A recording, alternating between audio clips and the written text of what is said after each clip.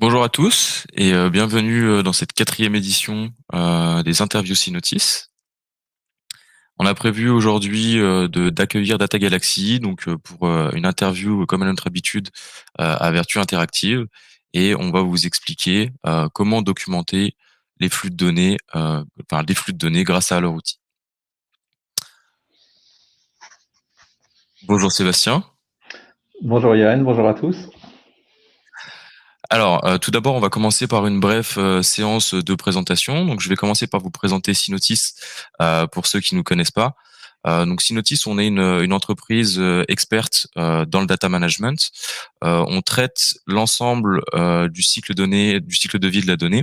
Donc, on va parler du stockage jusqu'à la consommation, en abordant au passage des problématiques d'architecture, de MDM, mais aussi de performance. On a initié notre collaboration avec Data Galaxy, principalement parce que, on s'intéresse très fortement aux problématiques de gouvernance, et puis, on se sert de leur outil, comme un très bon starter pour, initier, la gouvernance chez nos clients. Pour ma part, du coup, je m'appelle, Yoann Boulinguez, je suis consultant chez Synotis et j'aborde, les problématiques de gouvernance, mais aussi de BI. Hem et donc mon objectif, c'est principalement d'accompagner nos clients, sur les problématiques de gouvernance de données et puis, d'essayer de leur mettre, le pied à l'étrier en favorisant, leur indépendance à terme. Sébastien, est-ce que tu arrives à te présenter, en quelques mots et puis dire quelques mots, sur Data Galaxy? Oui, avec plaisir. Alors en quelques mots, c'est pas sûr parce que je suis très bavard pour ceux qui me connaissent, mais d'un point de vue un petit peu personnel et professionnel, Sébastien Thomas, je suis le cofondateur de Data Galaxy. Préalablement, j'étais consultant en tout ce qui est également analytics et BI.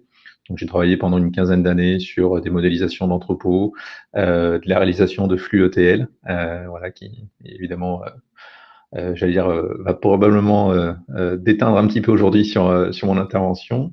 Et puis création de Data Galaxy en 2015 pour répondre à des problématiques de gouvernance et finalement de tout ce qui va toucher à la collaboration autour de la data. Donc bien sûr les flux, le stockage, mais également les utilisations et puis les définitions métiers des différents objets. Euh, pour présenter un petit peu rapidement Data Galaxy, si je peux me permettre aussi peut-être de partager juste quelques slides pour expliquer un petit peu le, Eh ben, l'idée autour de la solution et le fais parcours. comme chez toi. Je fais les questions et les réponses en même temps, tu as vu. Exactement, c'est extraordinaire. Oui, je te Euh, laisse présenter ces quelques slides et puis comme ça permettra à notre auditoire d'en savoir un petit peu plus sur la solution, votre genèse et puis au final votre promesse. Parfait. Alors du coup, donc par rapport à Data Galaxy, effectivement, l'idée de création donc est venue avec mon associé Lazare, avec qui on travaillait ensemble sur un projet de BI. Donc on s'est rendu compte qu'effectivement, collaborer sur les données était relativement compliqué et on n'arrivait pas à traiter convenablement les différentes facettes ou les différents projets, si on les découpe en tant que tels, sur la partie data.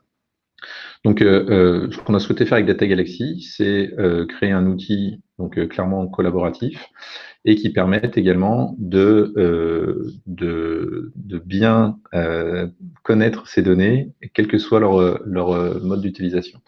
Et concrètement, ça revient à dire, on souhaite aujourd'hui répondre à quatre principales questions sur les données et sur les objets qui nous permettent de les manipuler.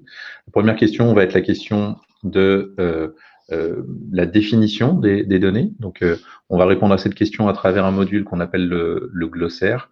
Et l'objectif, c'est clairement d'avoir une définition la plus exhaustive possible et la plus adaptée aux entreprises qui concerne bien sûr l'utilisation au sens, donc la description de l'objet métier, mais également quelles sont les règles soit des problèmes réglementaires, soit des règles métiers qui vont s'appliquer, également les rôles et les responsabilités.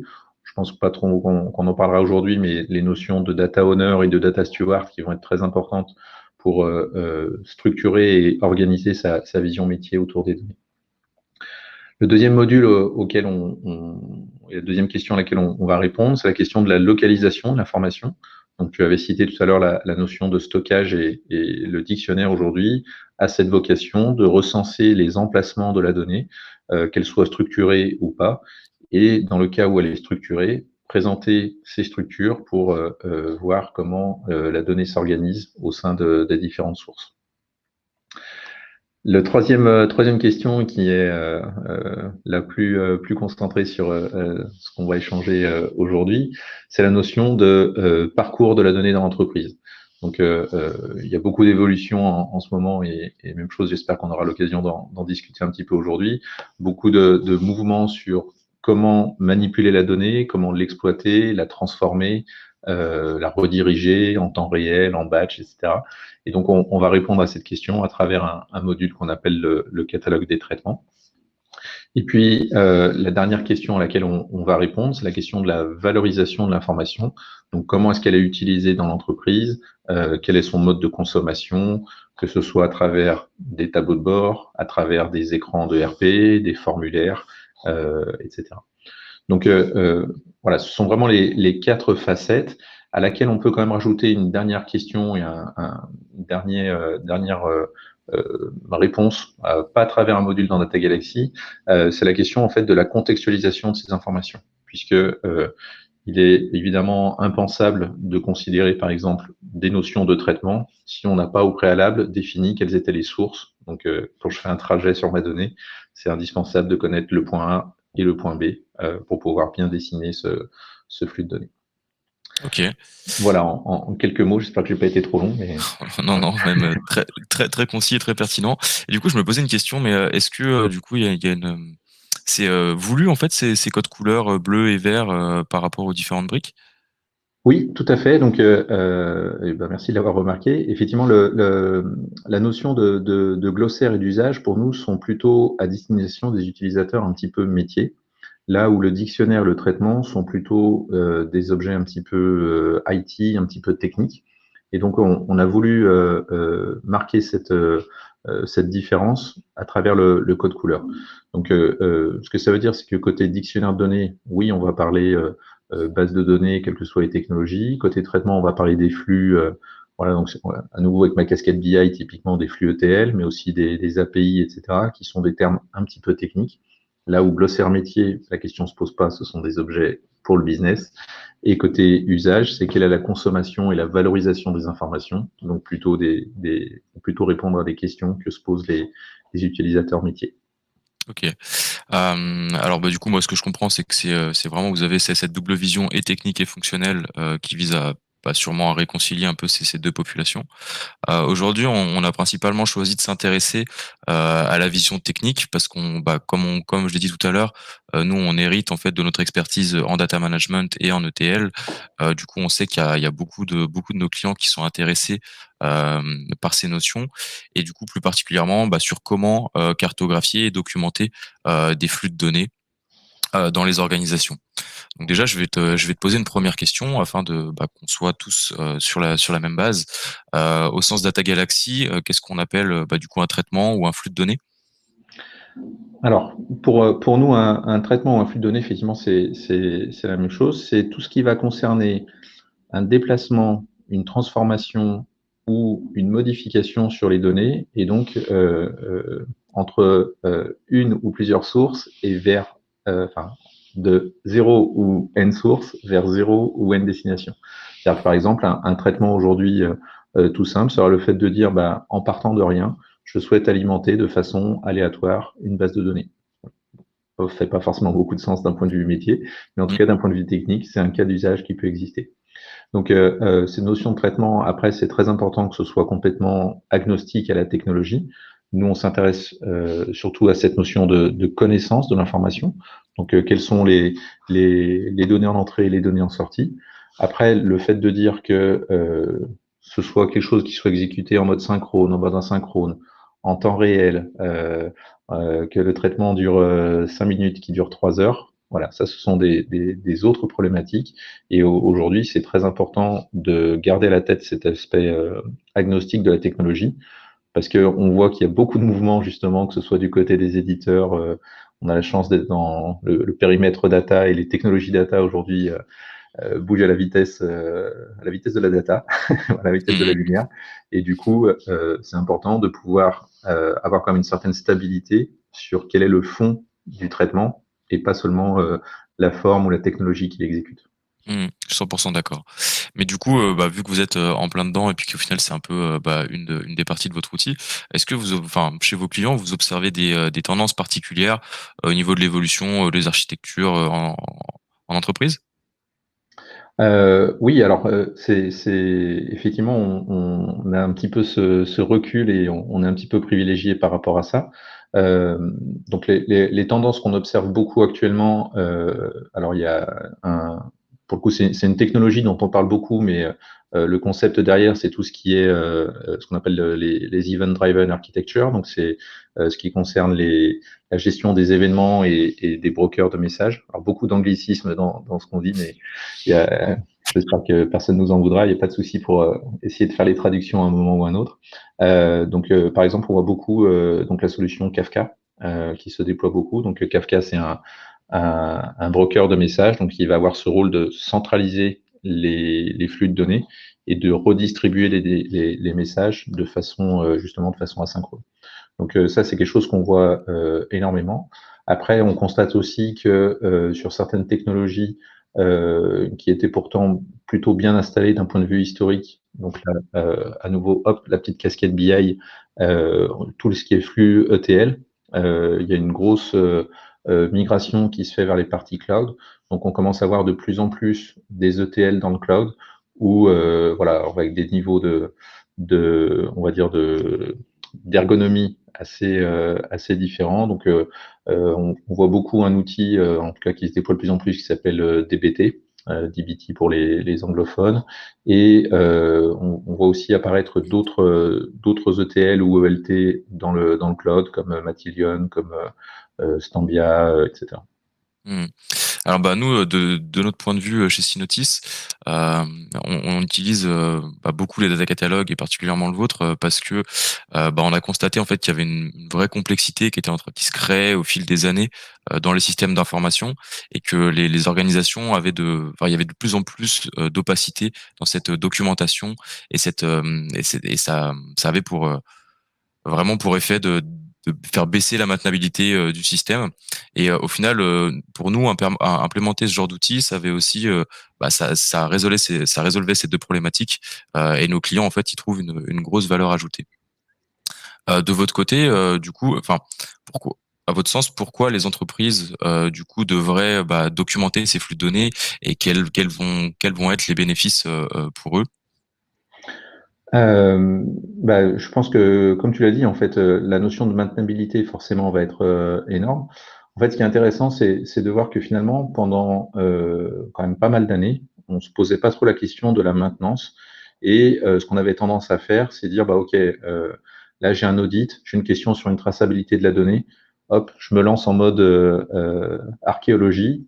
J'essaye de faire du reverse engineering sur mes différents flux qui ont été exécutés pour retrouver ces notions de traçabilité. Et donc, je vais investir pendant un mois, voilà, quitte à prendre des consultants, hein, parce que j'ai eu l'occasion de le faire précédemment.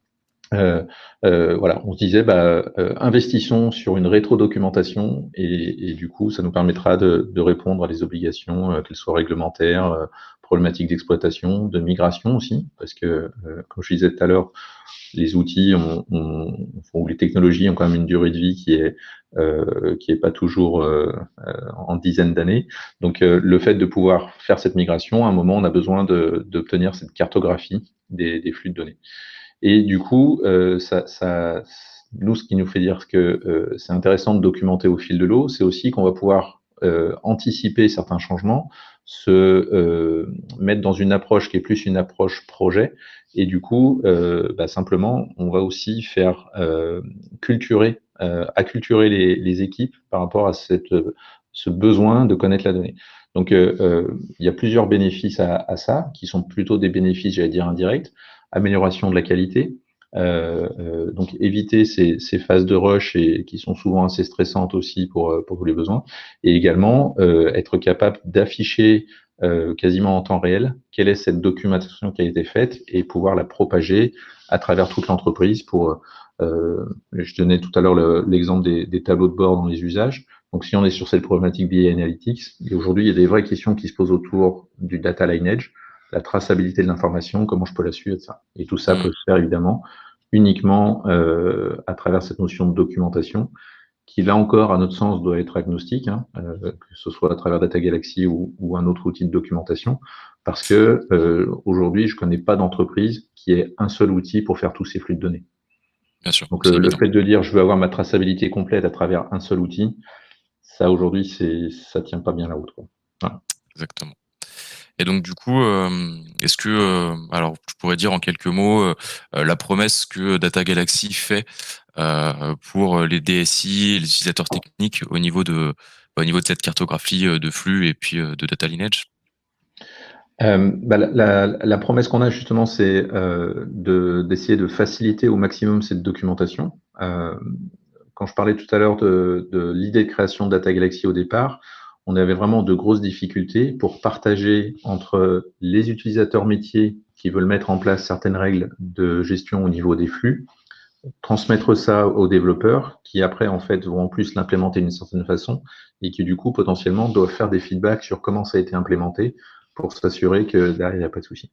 Donc notre promesse c'est vraiment ça en fait et d'ailleurs ça s'applique pas seulement au traitement dans la Galaxy, c'est comment est-ce qu'on peut se positionner en tant qu'outil de productivité sur la documentation des flux et permettre du coup que cette maintenance de la documentation, voilà, que la documentation soit toujours à jour et que la maintenance soit facilitée et partagée par tout le monde. Donc moi je comprends bien cette idée d'accroître la collaboration autour de la donnée et puis surtout moi je trouve qu'il y a une idée qui est quand même assez forte derrière tout ça qui est un peu de casser d'une part ce qu'on pourrait appeler les silos fonctionnels donc entre les différents blocs fonctionnels dans les organisations mais aussi de réconcilier ces équipes techniques et fonctionnelles autour d'un même sujet qui est la data et potentiellement du coup en poussant cette plateforme centralisée de documentation. Pour en revenir à nos flux, du coup, vous l'avez précisé plusieurs fois, mais vous voulez agnostique. Après, est-ce que vous pouvez préciser peut-être un peu plus précisément quels sont les types de flux que vous documentez le plus souvent chez vos clients, et est-ce que vous avez plutôt des forces et des faiblesses sur certains types? Oui, alors je vais commencer par les forces.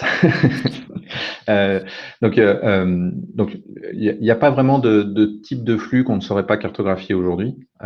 Donc ça, c'est voilà une de nos forces effectivement, c'est ce côté un petit peu agnostique. Euh, c'est la capacité en fait comme je disais tout à l'heure, en fait, on va avoir des flux qui vont être en mode batch, en mode temps réel, ou synchrone, asynchrone. Qui vont faire intervenir des différentes technologies, des ETL, des EAI, des ESB, des API, etc. On aime bien les acronymes aussi dans la data, c'est chouette.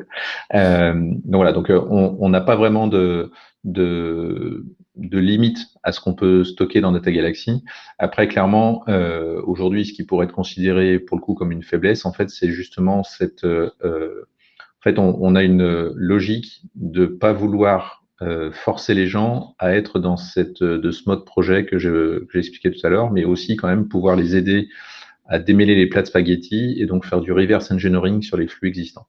Donc aujourd'hui, on dispose de nombreux connecteurs, mais qui sont plutôt centrés aujourd'hui sur des outils type ETL. Donc voilà, Informatica, Talend, pour en citer quelques-uns. Et effectivement, aujourd'hui, on a un petit peu moins de connecteurs sur des outils de type ESB ou EAI, tels qu'on peut les rencontrer aujourd'hui dans les grandes organisations. Voilà, en quelques mots, les forces et les faiblesses. Vraiment, j'allais dire le côté un petit peu protéiforme des flux. Par contre, c'est vraiment c'est lié aussi un petit peu à ce côté agnostique, va être pouvoir systématiquement être renseigné dans Data Galaxy, même si c'est pas malheureusement à travers des connecteurs existants. Très bien. Et du coup, ça me fait penser à quelque chose, mais est-ce qu'il y a une méthodologie, une méthode ou quelque chose que vous proposez pour essayer de documenter ces flux de manière la plus efficace possible? Est-ce que l'idée, c'est d'aller toujours dans des niveaux de granularité qui sont très bas comme pourraient l'attendre les utilisateurs les plus techniques, ou est-ce qu'au contraire on souhaite rester à un niveau très haut de manière à accroître cette compréhension de la part des métiers, parce que je le rappelle, on trouve bien les deux types d'utilisateurs sur cette plateforme, mais il faut aussi savoir contenter nos deux populations. Et du coup, la question c'est plutôt où se trouve le juste milieu. Alors, je sais pas s'il y a un juste milieu universel, mais effectivement, en tout cas par rapport à ce qu'on voit chez plusieurs de nos clients, il y a quand même une espèce de consensus qui se fait pour dire donc, j'en ai pas parlé, mais dans Data Galaxy, effectivement, on peut avoir tous ces niveaux de granularité. C'est-à-dire, on pourrait se contenter de définir des flux à un niveau très macro, limite interapplicatif. Les données de mon CRM vont dans mon data warehouse. Voilà, ça c'est un niveau de flux qu'on est tout à fait capable de dessiner, de décrire dans Data Galaxy. On pourrait avoir un niveau de détail qui descendrait, on va dire un niveau intermédiaire, c'est-à-dire par exemple au niveau des tables et des fichiers. Je prends telle information de mon logiciel de vente et je vais le mettre dans telle table de la comptabilité. Et puis, on va avoir ensuite vraiment le niveau le plus fin, donc le niveau à la colonne, dans lequel on va dire, voilà, pour faire un flux entre deux tables en source et une table en cible, je vais faire une jointure sur telle colonne, je vais appliquer un filtre sur telle autre, et puis je vais transformer mes colonnes A, B, C pour qu'elles rentrent dans mes colonnes D, E, F de ma table cible. Donc ça, on est capable aujourd'hui de le stocker dans Data Galaxy. Et ce qui est intéressant avec cette question de la granularité, en fait, c'est euh, comment est-ce qu'on met en place une balance qui soit le plus équilibrée possible entre le temps qu'on va passer à documenter les informations, donc qui est aussi lié à la notion de connecteur, et je pourrais y revenir, et l'intérêt que vont avoir les utilisateurs métiers, mais aussi les utilisateurs techniques. Alors, pour, euh, euh, pour illustrer ça, en fait, ce que je peux faire, c'est partir d'un cas que je connais bien, donc qui sont les traitements ETL. Donc aujourd'hui, par exemple, avec Data Galaxy, on dispose des connecteurs pour retrouver toutes les informations au niveau de la colonne. Donc on va être capable de remonter toutes les données, qu'ils soient documentées sur les colonnes en entrée et les colonnes en sortie. Par contre, ce qu'on sait pas faire sur tous les outils, c'est pas définir le traitement très fin qui va être exécuté colonne à colonne.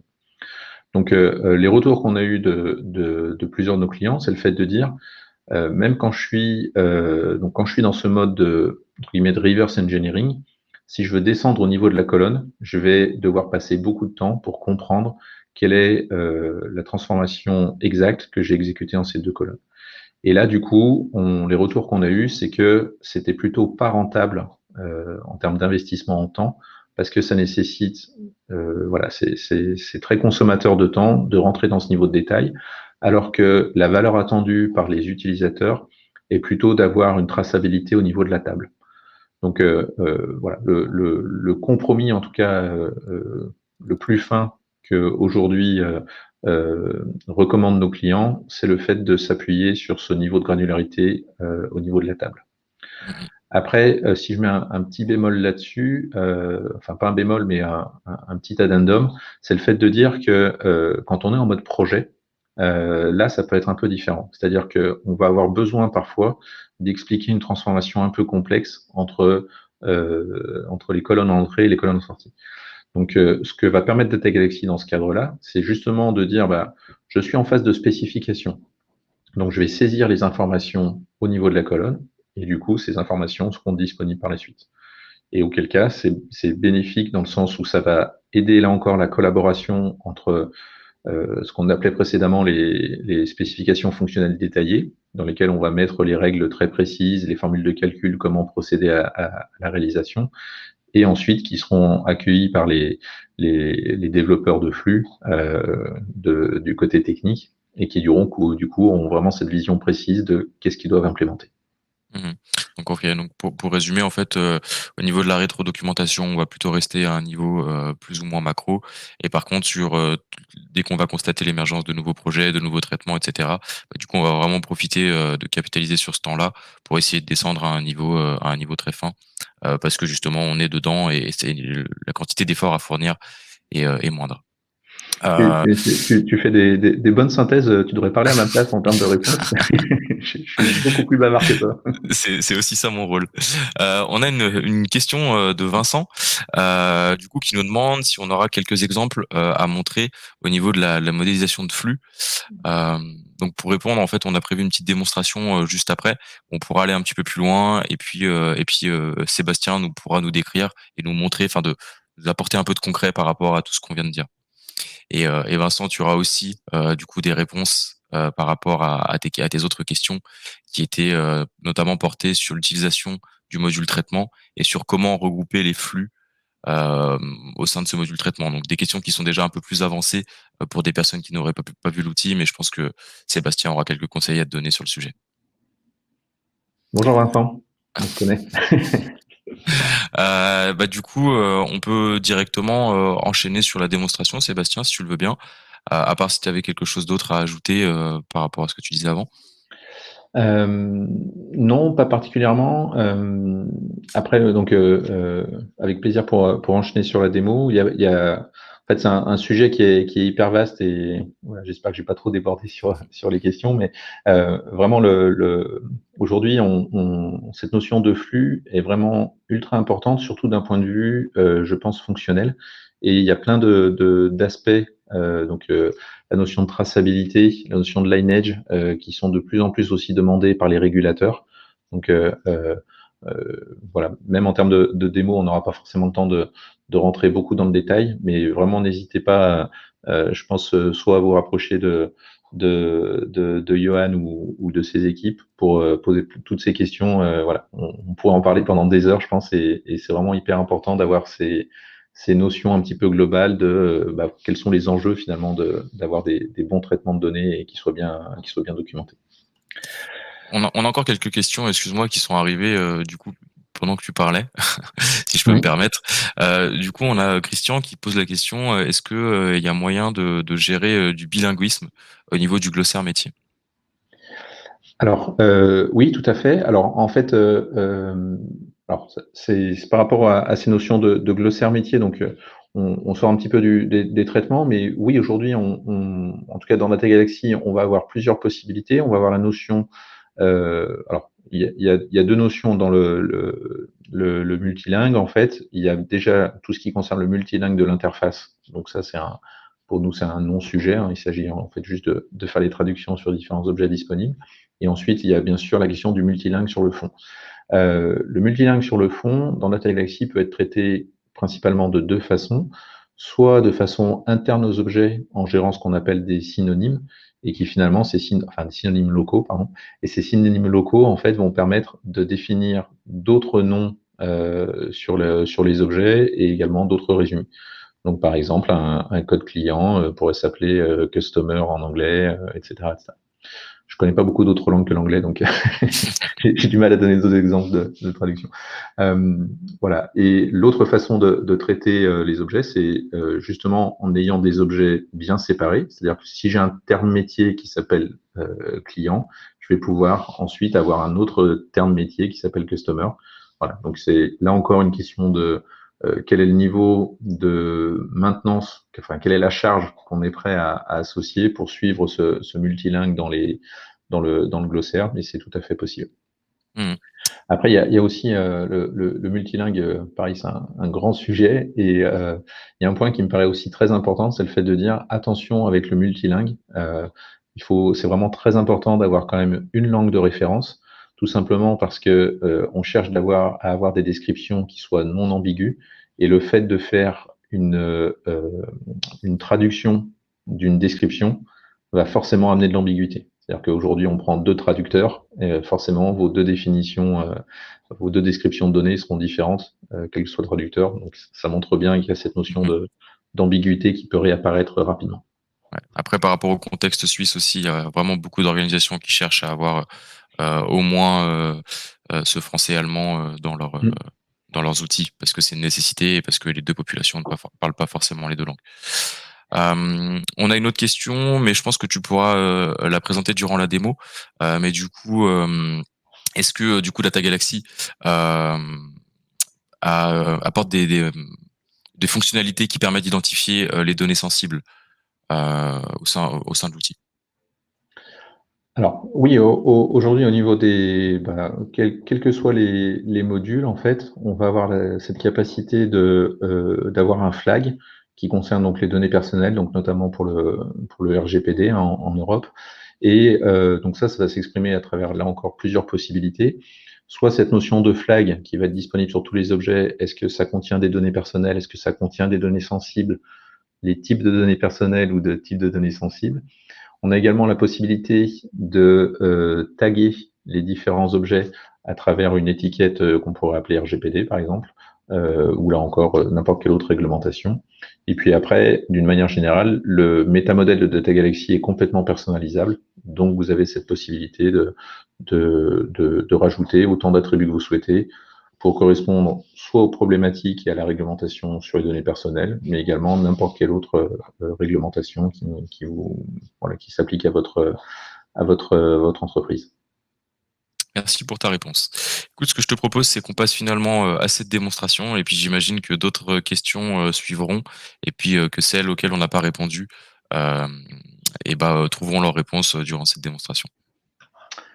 Ça marche, avec plaisir. Alors, hop, le temps de repartager mon écran.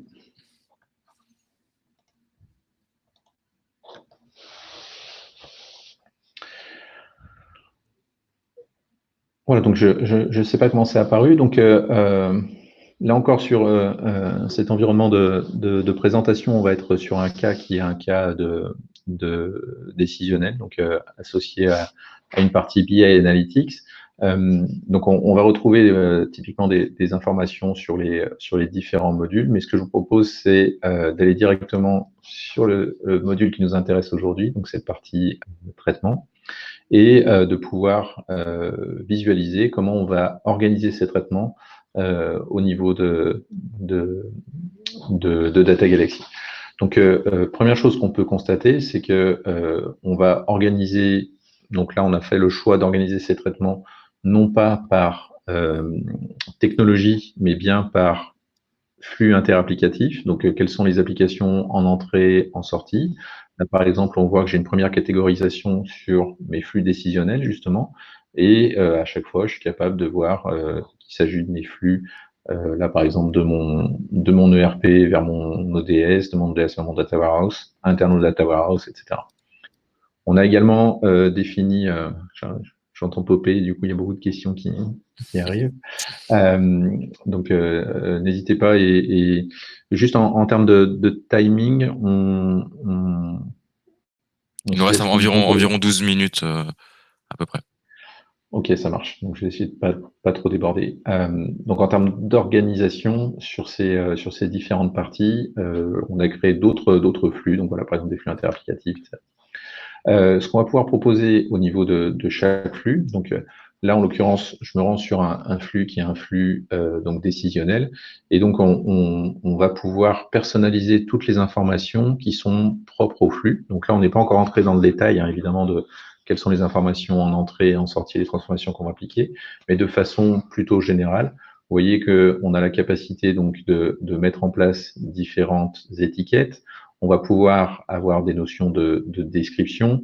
On va pouvoir créer des liens. Donc là, par exemple, un hyperlien qui nous permet de mieux comprendre des spécifications riches qu'on pourrait avoir avec, par exemple, un accès à un wiki. Donc là, je pense qu'on avait dû mettre en place voilà, notion de lien vers Wikipédia.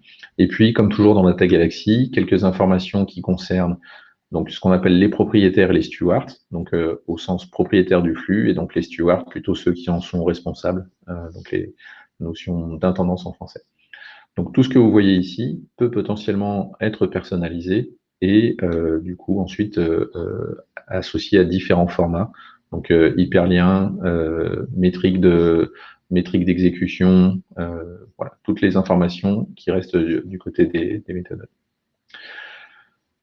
Au-delà de ces propriétés intrinsèques pour un traitement, on va avoir la capacité de définir de façon, donc comme on le disait tout à l'heure, à différentes granularités, comment on met en place les transformations entre les objets cibles et les objets sources et les objets cibles, pardon.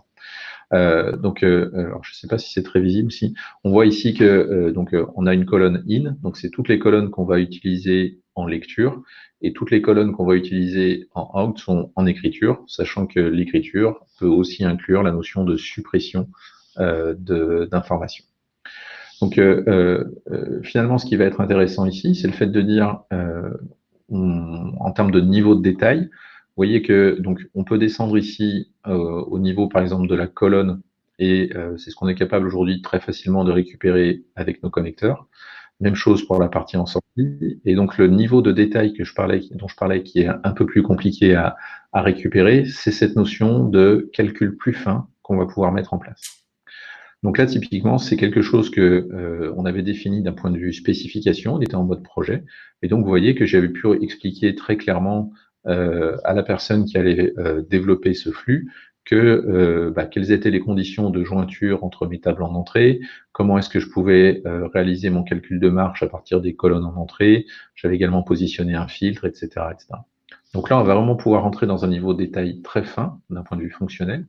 Et une autre particularité aussi qu'on propose dans Data Galaxy, c'est la capacité de passer en mode qu'on appelle fonctionnel. Donc là, si on regarde les noms qui sont actuellement dans les tables, vous voyez qu'en fait, on a cette capacité, entre guillemets, de traduire les informations issues de nos bases de données pour avoir une vision plus fonctionnelle de quels sont les flux. Là, par exemple, je peux comprendre désormais que ce montant amortissement me permet d'alimenter en table cible un indicateur montant amortissement et également, pardon, je vais rester dessus, le montant de la marge brute. D'accord? Donc ça, c'est une fonctionnalité qui est aussi très appréciée. En fait, être capable de sortir de ce mode technique. Donc le fonctionnel, quand il spécifie les informations, sait quelles sont les données métiers qu'il veut faire transférer et transformer pour les véritables cibles. Et à l'inverse, du coup, ça va être intéressant aussi pour le développeur qui pourra expliquer, par exemple, qu'il a mis en place tel mode de tel calcul avec telle opération. Voilà. Donc, ça procède ça aussi à une simplification, notamment par rapport à ce qu'on peut voir aujourd'hui dans des flux ETL ou dans des processus, puisque l'objectif, c'est pas de rentrer dans le détail très fin de comment je vais réaliser une opération.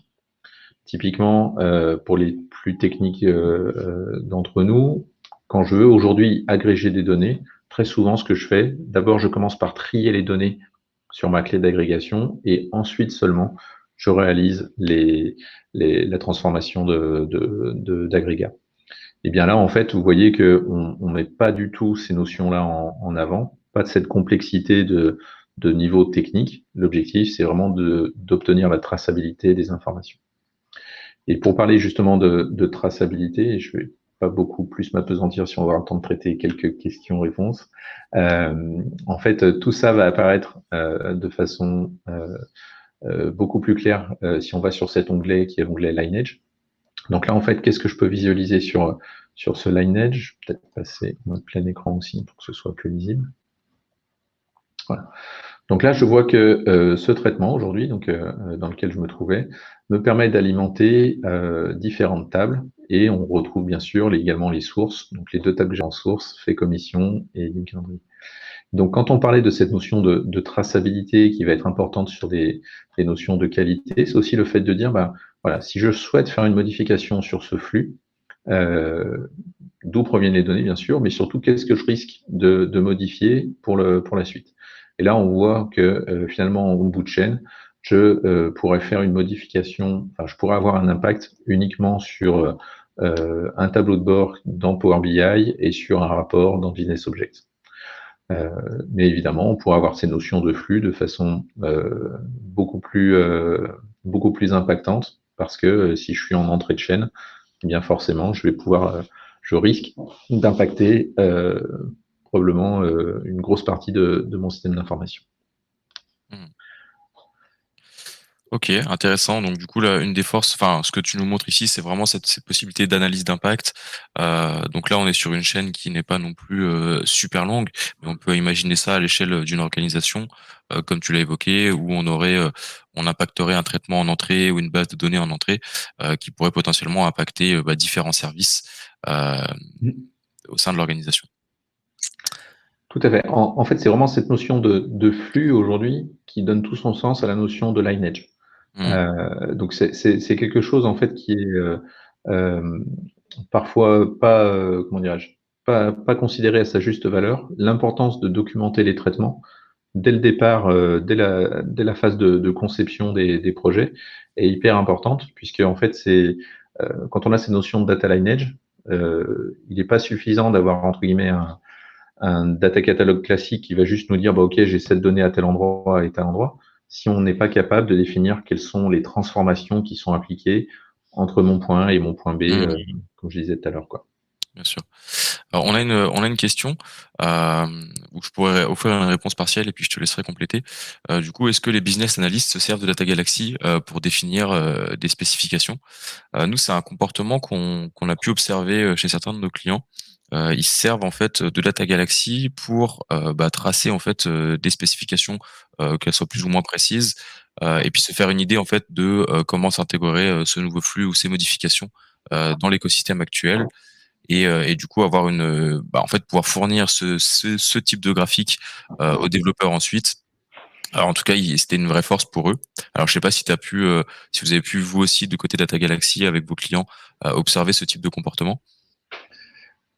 Oui, complètement. Alors après, ce qui est intéressant, c'est de voir qu'en fait, potentiellement, on a beaucoup, entre guillemets, de petits clients. Donc, alors, nous, nos petits clients, c'est quand même souvent des grosses PME ou ETI, qui justement rentrent dans cette logique de spécification et qui finalement vont vraiment être dans ce mode projet.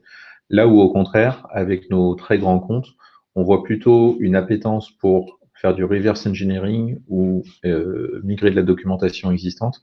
Donc, on a moins cette vision de je me projette plutôt sur les nouveaux projets pour mettre en place ma documentation. Euh, Parmi voilà, ces notions de compte, donc on fonctionne très bien avec là encore les équipes BI. Donc là, je pense que c'est aussi notre expérience passée qui rentre en ligne de compte parce que en fait quelqu'un qui sait développer des flux avec un ETL, bah, quand on a une spec qui est définie dans ta galaxie, ça devient vraiment un jeu d'enfant de mettre en place les flux correspondants, quoi. Mmh mh. On arrive, un peu au bout. Je vais peut-être laisser la place pour, à quelques personnes de notre auditoire qui auraient pas encore osé poser des questions, si c'est le cas. Sachant qu'aussi, vous trouvez, un certain nombre d'appels à l'action, sur votre écran, notamment si vous souhaitez des démonstrations un petit peu plus poussées, de notre part, on peut tout à fait, évoquer ça, parce que je vois qu'il y a quand même pas mal de questions qui sont assez spécifiques, auxquelles on n'a pas toujours pu répondre.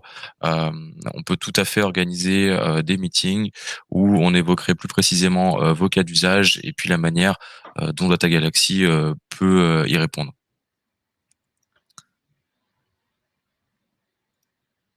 On va juste laisser quelques secondes pour les questions, mais ça a pas l'air de venir. En tout cas, Sébastien, je vais te remercier pour tout ce que tu nous as raconté et puis pour ton éloquence, parce que en tout cas moi c'est toujours un plaisir de t'entendre et puis de voir Data Galaxy délivrer sa promesse. Euh, J'espère que tu as trouvé cette interview interactive et puis que ça répond aussi aux attentes que vous faisiez de votre côté. Bah, complètement. De toute façon, à partir du moment où on peut partager, voilà, je pense que, j'allais dire aussi, potentiellement un peu évangéliser sur ces sujets de gouvernance. L'objectif est pas toujours d'être sur une notion de distribuer, mais voilà, vraiment n'hésitez pas oui, à poser vos questions. Voilà, on peut rester encore disponible quelques minutes. Et puis, on va être aussi sur une logique de vraiment de partage, de voilà, comme je disais tout à l'heure, la data, le monde de la data et les écosystèmes sont vraiment en mouvement et ça bouge très très vite. Donc il y a plein d'idées à prendre, d'échanges à avoir pour enrichir notre connaissance. Voilà. Donc, Mhm. et Non, merci puis, à toi pour l'invitation et les questions. Moi, j'ai un exercice auquel j'adore me prêter. Donc, eh ben c'est super. Et ben écoute, on sera ravi de reproduire cet exercice sur d'autres sujets à terme, si l'occasion venait à se présenter. Et puis en tout cas, ce que je vais faire, c'est que je vais remercier toutes les personnes qui ont bien voulu nous rejoindre aujourd'hui pour en savoir plus sur la manière de documenter les flux de données grâce à Data Galaxy. Et puis je vais vous tous vous souhaiter une bonne journée et puis un bon appétit. Merci, bonne journée à tous. Au revoir. Au revoir.